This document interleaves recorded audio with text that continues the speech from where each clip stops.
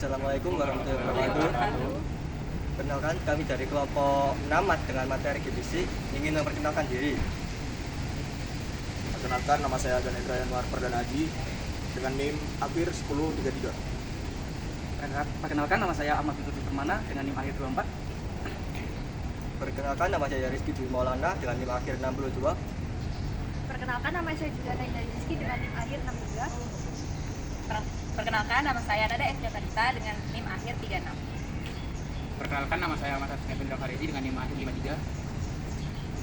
Perkenalkan, nama saya Muhammad Rafi dengan NIM akhir 59. Untuk materi yang pertama ada GPC. GPC atau kromatografi permeasi gel itu merupakan teknik pemisahan berdasarkan ukuran molekul, bukan berdasarkan berat molekul secara langsung atau polaritas. Nah, GPC ini berkembang sebagai cara penentuan bobot molekul polimer yang digunakan sejak tahun 1960-an. Berdasarkan teknis yang bergantung dari ukuran molekul polimer yang diinjeksikan ke dalam suatu kolom yang terdiri atas gel berpori berjari-jari sekitar 50 sampai 1060 A. Kolom dapat melewatkan molekul pelarut yang merupakan fasa bergerak, sedangkan molekul polimer yang lebih kecil dapat memasuki pori-pori gel. Karena ini bergerak lebih lambat di sepanjang kolom dibanding molekul yang besar. Elemen yang keluar dideteksi dengan cara spektroskopi atau cara-cara fisik lainnya dengan dikalibrasi dengan larutan polimer standar untuk menghasilkan kurva distribusi bobot molekul. Di sini saya akan menjelaskan bagaimana mekanisme dari GPC. Mekanisme GPC sendiri yaitu proses pemisahan molekul berdasarkan ukuran dan berat molekul dengan menggunakan kolom yang berisi partikel gel berpori. Prosesnya sendiri terdiri dari beberapa tahapan, yaitu yang pertama tahapan injeksi sampel, di mana sampel dimasukkan ke dalam sistem GPC melalui injektor dan sampel akan terbawa oleh fase gerak yang dipompa menuju kolom. Tujuannya sendiri yaitu untuk memasukkan campuran molekul yang memiliki berat molekul berbeda-beda ke dalam molekul untuk dipisahkan. Yang kedua yaitu aliran sampel ke dalam kolom, di mana pada tahapan ini kolom GPC berisi partikel gel berpori yang disebut dengan fase diam, di mana pori-pori pada gel memiliki ukuran tertentu. Ketika sampel masuk ke kolom, molekul akan bergerak mengikuti aliran pelarut dan akan berinteraksi secara fisik dengan pori-pori gel. Tahapan yang ketiga yaitu interaksi molekul dengan pori gel, di mana di dalam kolom terjadi proses utama pemisahan, yaitu molekul besar, di mana ukurannya yang terlalu besar untuk masuk ke pori gel, dan molekul hanya melewati ruang di antara partikel gel, dan jalurnya yang dilewati pun lebih pendek. Akibatnya, molekul besar keluar lebih cepat dari kolom. Yang kedua yaitu molekul sedang, di mana sebagian dapat masuk ke beberapa pori dan sebagian lagi hanya lewat di luar partikel.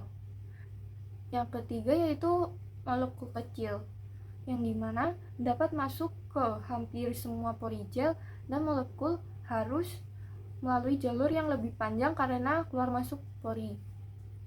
Akibatnya, molekul kecil keluar paling lambat dari kolom. Yang keempat yaitu proses elusi, yang dimana ketika molekul bergerak melalui kolom dan akhirnya keluar. Proses ini disebut dengan elusi. Yang kelima yaitu deteksi molekul, yaitu setelah keluar dari kolom, molekul melewati detektor, dan detektor akan menghasilkan kromatogram. Baik, di sini saya akan menjelaskan mengenai materi langkah kerja pada metode GPC. Yang pertama ada injeksi, di mana masukkan sampel yang akan dipisahkan ke dalam kolom bersama dengan cairan fase gerak yang terus dipompa. Langkah kerja kedua ada elusi, di mana proses pemisahan berlangsung. Molekul dengan ukuran paling besar akan keluar dari kolom pada urutan pertama, setelah itu molekul akan disusul oleh ukuran lebih kecil secara berurutan hingga molekul berukuran paling kecil keluar di urutan paling akhir. Dan yang terakhir ada deteksi dan pengumpulan. Arahkan molekul yang keluar dari bawah kolom untuk melewati sebuah detektor seperti detektor UV atau indeks Dan terakhir, kumpulkan setiap molekul tersebut secara terpisah ke dalam sebuah wadah yang berbeda untuk dianalisis lebih lanjut. Sekian, terima kasih. Baik, sekarang saya akan menjelaskan tentang instrumen dan komponen pada gel permeation chromatography atau kita sebut GPC. Yang pertama ada reservoir pelarut yang fungsinya adalah sebagai wadah yang berfungsi untuk menyimpan fase gerak pelarut yang digunakan dalam proses pemisahan. Fungsinya yang menyediakan pelarut yang akan membawa sampel melalui sistem kromatografi. Dan yang kedua, menjaga ketersediaan pelarut selama analisis berlangsung. Dan gambarnya seperti di sebelah kanan saya. Dan untuk yang kedua ada pompa yang berfungsi untuk mengalirkan fase gerak tadi dari reservoir menuju kolom dengan tekanan dan laju alir yang konstan. Fungsi utama mengontrol laju alir pelarut. Dan yang kedua, menjaga aliran tetap stabil agar pemisahan berlangsung secara optimal. Nah, biasanya pompa GPC ini bekerja pada tekanan tinggi dan memiliki laju alir sekitar 0,5 sampai 2 ml per menit. Dan untuk komponen yang ketiga ada injektor atau sistem injeksi sampel yang merupakan bagian yang digunakan untuk memasukkan sampel ke dalam aliran fase gerak yang fungsinya memasukkan volume sampel yang kecil dan presisi. Dan yang kedua, memastikan sampel bercampur dengan fase gerak sebelum masuk ke kolom. Dan yang keempat ada kolom GPC. Merupakan bagian terpenting dalam sistem GPC karena disinilah terjadi proses pemisahan molekul. Nah, karakteristik kolom yaitu satu, berisi partikel gel berpori sebagai fase diam. Dan yang kedua, pori-pori gel memiliki ukuran tertentu untuk memisahkan molekul. Nah, prinsip pemisahan molekul besar tidak masuk ke pori, itu keluar lebih cepat. Dan yang kedua, molekul kecil masuk ke pori, itu keluarnya lebih lambat. Dan untuk yang berikutnya ada oven kolom. Yang digunakan untuk mengontrol suhu selama analisis berlangsung. Nah, fungsinya menjaga suhu konstan agar viskositas pelarut stabil. Dan yang kedua, meningkatkan reproduksibilitas hasil analisis. Biasanya suhu itu dijaga sekitar 25 sampai 60 derajat tergantung jadi sampel yang digunakan. Selanjutnya, saya akan menjelaskan terkait dengan cara membaca metode GPC. Berbeda dengan kromatografi biasa, GPC ini memisahkan molekul berdasarkan ukuran dan juga volume hidrodinamiknya. Kemudian GPC ini memiliki kolom-kolom pori-pori,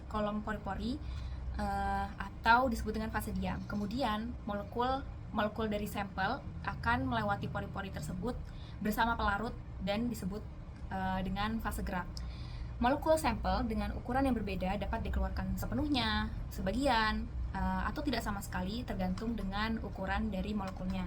Contohnya molekul besar. Molekul besar itu memiliki waktu retensi yang sangat singkat karena molekul besar tidak bisa melewati pori-pori sehingga dia mencari jalan pintas lain dan keluar lebih cepat. Kemudian molekul kecil memiliki waktu retensi yang lebih lama. Di sini saya tampilkan ilustrasi dengan 3 simbol berbeda. Yang pertama, molekul dengan ukuran yang sangat kecil dapat melewati banyak pori-pori. Kemudian molekul yang sedikit lebih besar dapat melewati beberapa pori-pori. Kemudian untuk molekul yang sangat besar hanya bisa melewati sangat sedikit pori-pori. Kemudian hasil dari GPC ini biasanya berupa dalam grafik dengan 2 sumbu utama, yaitu sumbu X dan sumbu Y. Sumbu X ini menunjukkan waktu retensi atau volume elusi. Sumbu X ini menunjukkan kapan molekul keluar, sehingga semakin ke kiri semakin berat molekulnya. Kemudian untuk sumbu Y menunjukkan respon detektor atau intensitas, menunjukkan konsentrasi atau jumlah molekul pada ukuran tersebut. Waktu retensi ini adalah waktu yang dibutuhkan sekelompok molekul untuk muncul dari kolom dengan ukuran yang sama. Kemudian parameter penting dalam hasil GPC, jika analitik terlalu besar atau terlalu kecil, masing-masing tidak sepenuhnya akan dipertahankan. Analitik yang tidak ditahan dielusi dengan volume bebas di luar partikel atau VO, sedangkan analitik sepenuhnya yang ditahan dielusi dengan volume pelarut yang disimpan di pori-pori atau VI, sehingga didapatkan volume total dengan persamaan berikut. Keterangan VT sama dengan VG ditambah VI ditambah VO. VG ini volume gel polimer. Kemudian setelah data diproses menggunakan kurva kalibrasi yang biasanya dalam standar polistiren, akan didapatkan angka-angka statistik seperti berikut. Yang pertama ada number average molecular weight atau berat rata-rata berdasarkan jumlah molekul. Nah, ini menekankan kepada molekul yang berukuran sangat kecil atau oligomer.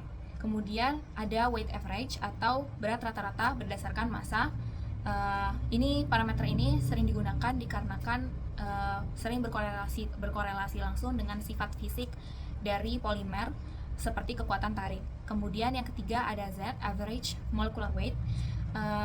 Sama dengan number average molecular weight, ini menunjukkan berat rata-rata berdasarkan jumlah molekul, tetapi menekankan pada molekul yang berukuran sangat besar.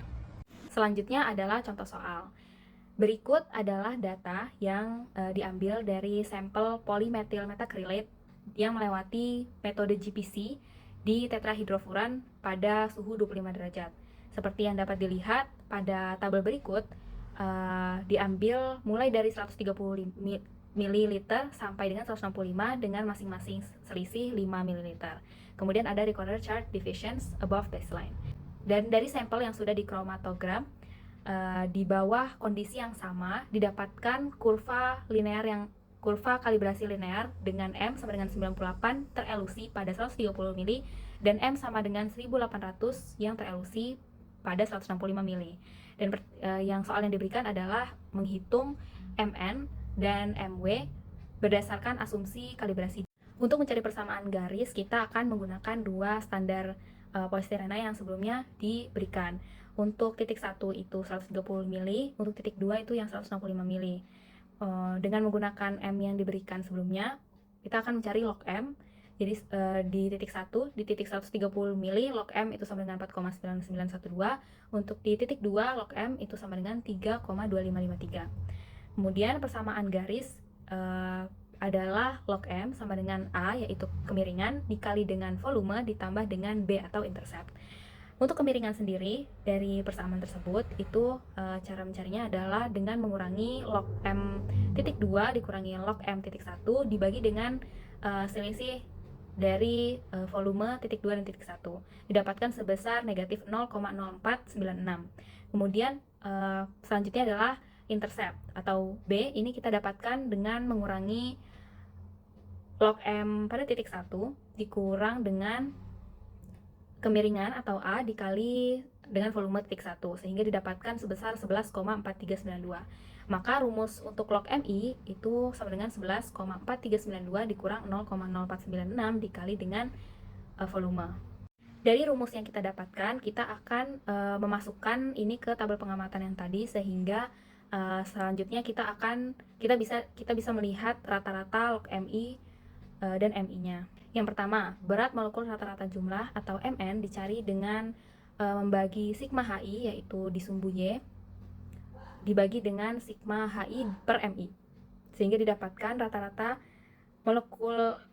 berat molekul rata-rata jumlah itu sebesar 9,582 gram per mol. Kemudian yang B itu kita akan mencari berat molekul rata-rata berat atau MW dengan cara membagi sigma HI dikali MI per sigma HI, didapatkan sebesar 16,519 gram per mol. Nah, untuk materi selanjutnya yaitu kekurangan utama dan troubleshooting pada metode GPC.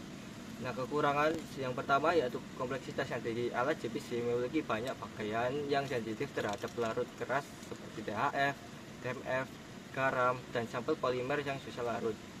Ini menjadikannya data yang tidak akurat. Nah, yang nomor 2 yaitu rentan kerusakan kolom. Nah, pelarut tidak kompatibel, misalnya air pada kolom organik, menyebabkan kolom spori, adopsi sampel, dan umur kolom pendek. Nah, yang kekurangan nomor 3 yaitu analisis data rumit. Berbeda dengan dari HPLC, GPC memerlukan kalibrasi ketat, baseline independent dari integritas puncak, dan koreksi flow rate untuk Nah, selanjutnya yaitu troubleshooting. Troubleshooting yang pertama adalah akurasi yang rendah atau deviasi yang tinggi. Nah, untuk penyebabnya yaitu flow rate atau temperatur tidak optimal dan data metode yang terbatas. Nah, untuk solusinya yaitu optimasi flow rate dan temperatur, kalibrasi polistera dan polietilena. Untuk troubleshooting yang kedua yaitu baseline tidak stabil atau puncak lebar. Penyebabnya yaitu konsentrasi sampel yang tinggi atau pelarut tidak homogen. Nah, untuk solusinya yaitu larutan sampel panas hingga sempurna dan gunakan RI detektor dan stabilkan pada suhu 150 derajat. Untuk troubleshooting yang ketiga yaitu resolusi buruk. Penyebabnya yaitu ukuran pori kolom tidak sesuai polimer. Nah, untuk solusinya yaitu pilih kolom TSK gel, sesuaikan kurva kalibrasi. Ya,